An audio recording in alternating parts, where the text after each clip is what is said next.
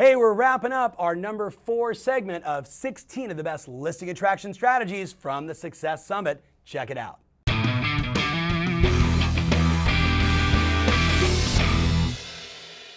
Hey, welcome to the Tom Ferry Show, circling back around on the last of the 16 listing attraction strategies of the 33 that we shared at this year's Success Summit.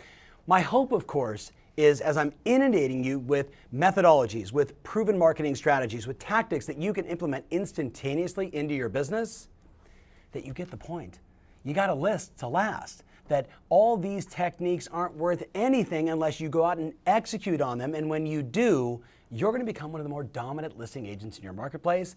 And that, my friends, is going to make me feel fantastic. So if you're not going to do it for you, do it for me. Would you? Please? Come on. All right. Here we go. The next of the 16. I wrote down agent-to-agent referrals. You know, we launched at the summit this remarkable product called The Hub. It's this platform that our coaching members use to manage and grow their business. One of the phenomenons that we discovered in December of last year in some early surveys of our top clients making over $500,000 a year, check it out. The number 4 listing attraction strategy they had was agent-to-agent referrals. Yes, they're getting listings. It's the number 4 source from agent-to-agent referrals. Now you might be sitting there saying, Tom, maybe I'm not one of your coaching members. Maybe I'm, somewhere around the world and I haven't figured this one out yet. That's exactly what I want to share with you today. I wrote down a whole bunch of things for you. The first thing is, if you're in the US, you can go to census.gov, and you can actually, Google around inside there and check it out. They'll actually let you know in your city, where are people moving to and from visually on a map, and also giving you some data points around it. So what if, for example, you discovered, like my client Patrick McLaughlin from Douglas Elliman out in the Hamptons, he found out that, of course, the vast majority of people that were moving to and from the Hamptons, guess what? They were coming from Greenwich, Connecticut and New York City and, all kinds of, little suburbs outside of Manhattan. Well, naturally, this led him to say, well, first and foremost, who do I already know as agents in those areas, right? That's the first step for you. After I figure out where people are coming to and from, who do I already have inside my database? What if you created a list inside of Contactually called agent-to-agent referral opportunities, and you start to fill that bucket with agents that you meet, you guys ready? Through the Tom Ferry ecosystem, through your company and your company's affiliate partners, your relationships, as an example, if you're a part of a big conglomerate, all those other companies you're connected to. Obviously, when you're going to events, you're now getting cards, you're meeting with agents, you're being a little more intentional, not just like, hey, what's going on and let's have a drink at the bar and brainstorm a little bit, but instead like, hey, where are you from? Where are you from? I'm looking for people that are from Minnesota, that are actually from St. Paul, because they seem to be migrating the most to my area, as an example, and you're adding those people into your database. Plus, I wrote down, if you really want to do it right, people like Melissa Menard, big shout out to Melissa, who did a TomX talk for us in 2017 on the power of agent-to-agent relationships, which you can go to my YouTube page and you can watch verbatim what she does. She said, once I knew where people were moving to and moving from in my area, I would then go to conferences and events in those cities, in those towns. I would be very strategic to go network with great agents there to build up that list. No different from your database, your past clients, your sphere, old expireds, a geographic farm. Having an agent-to-agent base that you're marketing and connecting with for those referral opportunities is a smart move today. So I wrote down a couple things for you really quick. If you do this list, my advice is not just to build the list and then send them all your generic stuff that hey, I took another listing, handed them a sale, but instead, what could I deliver that would be valuable to that agent? Right? What can I deliver that would help these people keep me top of mind and actually help their business? So Chris Heller, big shout out to Chris, former CEO of Keller Williams, longtime friend of mine, now CEO of Mellow Homes. Chris and I were chatting about this idea, and he said, Tom, what I did is every time I went to one of your conferences, I'd list my top 10 takeaways, and then I'd send that out to the list with like the script, the marketing strategy, the data points, the cool degrees of separation that we can do to make our businesses better. He's like, I would do that for every conference I went to, and I'd send it to him. Then I'd send them information on what's going on with home prices in my area so they can talk intelligently with their potential buyers and sellers in their marketplace about what was going on in San Diego as an example. So sharing trends, sharing what's going on to help them improve their business, marketing tactics, scripts, ideas, etc. for agents, from you as an agent with some love. But then I also wrote down, what if once a month or once a quarter, depending upon how aggressive you get with this, that you actually published an email to all those people saying, I want to give a big shout out to Mentally and to Ginger and to all the people in your world that sent you a referral, right? You do that little shout out and it goes out to them. That's a great idea because recognition, top of mind, and once again, you become the agent in that marketplace that people should refer to. You know who I just got that from? Ryan Serhant.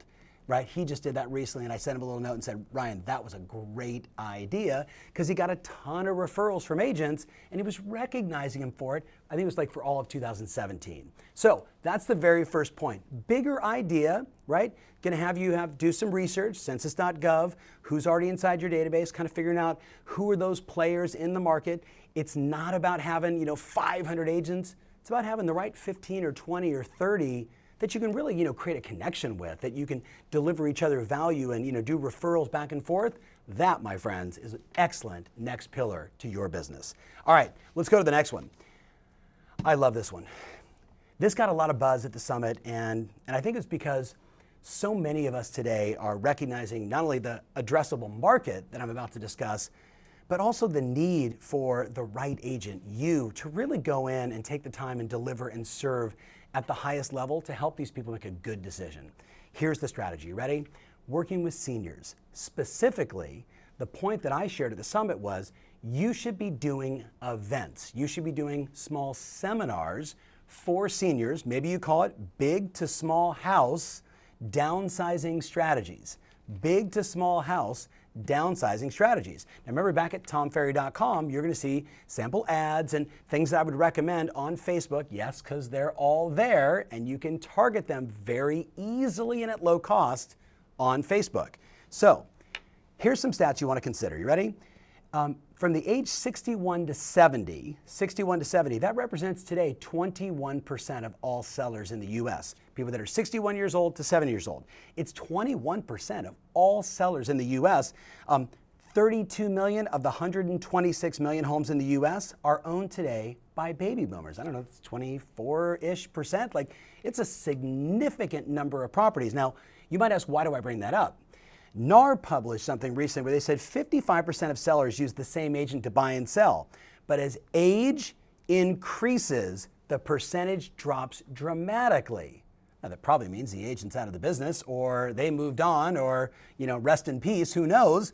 But what it does tell you is there is a tremendous opportunity if you have the empathy, if you have the patience to sit down with someone. I think of like my in-laws who are in their 90s, right? If they're thinking about selling their house, you're probably not going to walk in and go, hey, let me talk about getting your home sold, right? Like, first of all, they both have hearing aids and you're like, huh? Right? Like, you're going to have to lean in, slow down, and treat them like you'd treat your own grandparents or your parents. Now, that either really resonates for you in your heart or it doesn't. I'm fine with it either way. I just know that this is a huge opportunity for you to really go out and make a difference and an impact and do it in a way that isn't maybe the most traditional method of prospecting, marketing, lead generation. So here's what I recommend. You ready? You get a list of all the seniors in your marketplace. The company Remind, they may not be in your area yet, but check it out, R-E-M-I-N-E, remind.com. This actually it's kind of the MLS 2.0 is how I would describe it, maybe even 3.0 because it's that slick. You could actually go in and say, give me every person that owns a home for more than 20 years that has no mortgage, 30 years, 40 years, that has no mortgage. And in whatever geography you want to look at, boom, it shows you all the houses, all the addresses, and then you can print and mail to them. It's really cool. Otherwise, you got to sit down and go with your tax records or go to your title rep and say, I need a list of people with no mortgage. I need a list of people that have owned their home for 30 or 40 years. And you want to then get that list, put it inside Contactually, and market to them. Market to them by sending them an invitation to come do a 40-minute seminar where you're going to serve wine and cheese or whatever you choose, right? Make it enticing, make it worthwhile for them.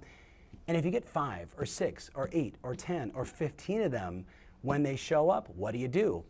You educate them on What are the things they have to do? What are the 4 mistakes that people make when they've been living in their home for 20 years and now it's time to sell, right? These things will just roll off your tongue. These are the things that, if your mom or your, aunt called you and said, I'm thinking about selling my house. What do I need to do? You'd be like, look, the first thing is you got to kind of get all the personal stuff out, got to organize your house and make it look like a brand new home. All those same things you would give as an expert in your opinion and your advice, you would deliver in a 30 or 40-minute seminar. Maybe you bring in a CPA, maybe you bring in a tax strategist, maybe you bring in someone that talks about wills and trusts to educate and inform them. This isn't a call and expired, get an appointment, bang, get a listing. This is nurture, educate, take the time, answer their questions, follow up with personal phone calls and a handwritten note, and you're gonna get a bunch of listings. I think you get the gist. Go back to tomferry.com because all the details, the Facebook ads and everything else I'm recommending, it's all there. The bottom line is this is just another way for you to become a piece of the fabric of your community, helping a segment of the market that continues to grow and, in my opinion, is dramatically underserved. Let's go to the next one, number 3. Online seller leads, AKA sellers in disguise. So when I talked about this at the summit, and I'm a huge advocate of arbitrage, online lead generation, Zillow, Trulia, right on down the line, Boomtown, Commissions Inc., conversion, all of it, Google, pay-per-click, Facebook.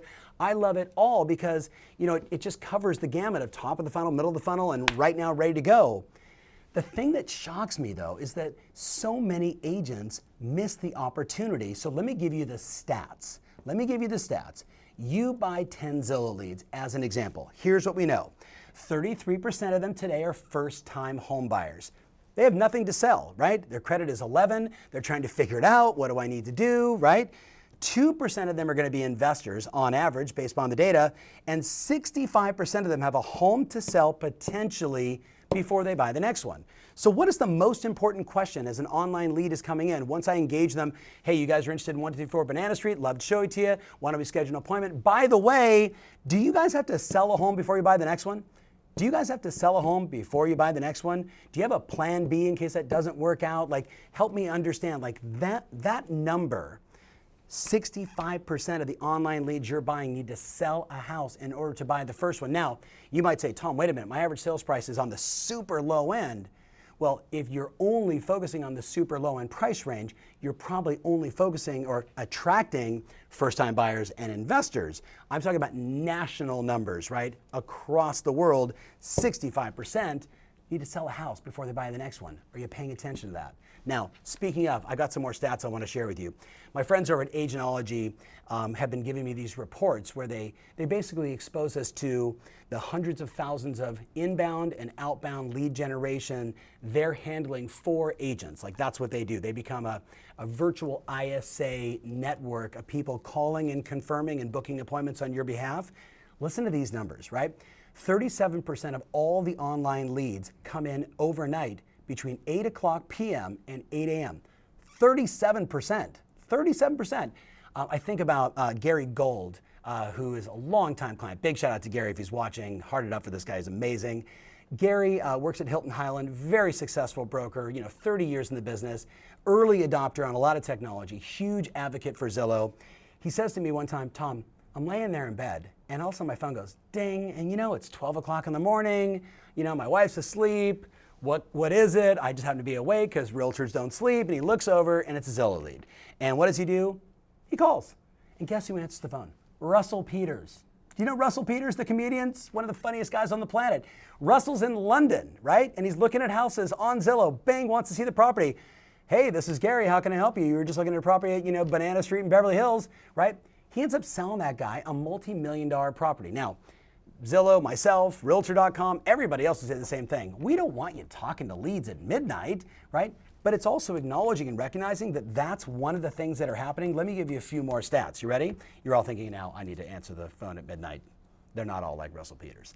All right, 51% of all leads came in after 5 p.m. 51% of all leads came in after 5 p.m. before 8 a.m. 26% of all leads came in between midnight and 8 a.m., right? Highest lead flow hours were between 7 a.m. and 11 a.m. The highest lead flow hours were between 7 a.m. and 11 a.m. Of course, we all know, all the studies say, when do you want to do your optimal hours of power? 9 to 11, 4 to 6, 9 to 11, 4 to 6.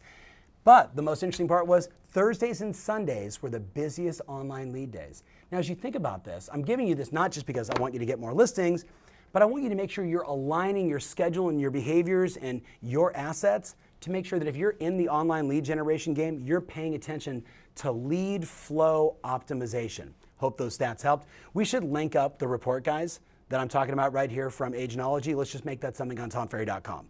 All right, the last one. Kind of, old school, older, mature school with senior events. And now, of course, talking online leads. Let me run one that I think is totally underserved, and the agents that are doing it will tell you the test is absolutely worthwhile. You ready for this? Running radio ads. Now, some of you are like, whoa, Ferry, you're talking Insta strategy, polling, you're talking direct mail, now you're talking radio. Hey, I'm the guy that says there's no wrong way to attract a client. Know yourself, know your market, look where everybody else isn't going, go there, do the opposite, right? Like, it just makes sense. Radio, here's what I wrote down. Dependent upon your market, could be $200 to $1,000 a week, again, dependent upon your city. If you're in New York City, probably more like $1,000. If you're in Omaha, Nebraska, maybe it's $200, right? So my advice is you create a 15 to 30 second commercial for maybe a handsome guy like this. Get over here, man. This is Tristan. Go ahead and play his radio commercial. Go. Selling your home in 2018? Looking for the highest sales price and fast, efficient service? Contact Tom Ferry from Banana Real Estate at 949-212-5000. That's Tom Ferry at 949-212-5000. With over 60 5-star reviews, sell your home with Tom Ferry at 949-212-5000. Now, if you don't have the smooth jazz chops that this guy has, my advice is maybe you find someone, maybe it's in your voice, maybe you hire somebody professionally to do it. But the bottom line is this, radio is an opportunity, and if nobody else is doing it, and you're already a rock star, and you're doing all these things that we're discussing, then stepping up your game and doing something that nobody else is doing is another way for you to attract even more listings. All right, so Tristan, thank you so much. By the way, he's one of our kick-ass videographers. So that's it. That wraps up our 16 of 33 of many of our best listing attraction strategies for you. You can see that my energy is a little bit different from the last couple shows. I'm super focused right now on making sure that you implement. So what I want to see here in the comments on tomferry.com and on my YouTube is what is the action you're going to take? What are the 1 or 2 things you're going to do between now and the end of the year to make sure that you're getting the right number of listings to have your business be by design? Thanks so much for watching. Can't wait to see your comments. See you next week. Hey, I'm Tom Ferry, and I want to say welcome to real estate. Now, there's a pretty good chance no one's told you there's an 87% failure rate every 5 years in this business, and there's only 2 factors. Agents don't have the tools and they don't take the right action.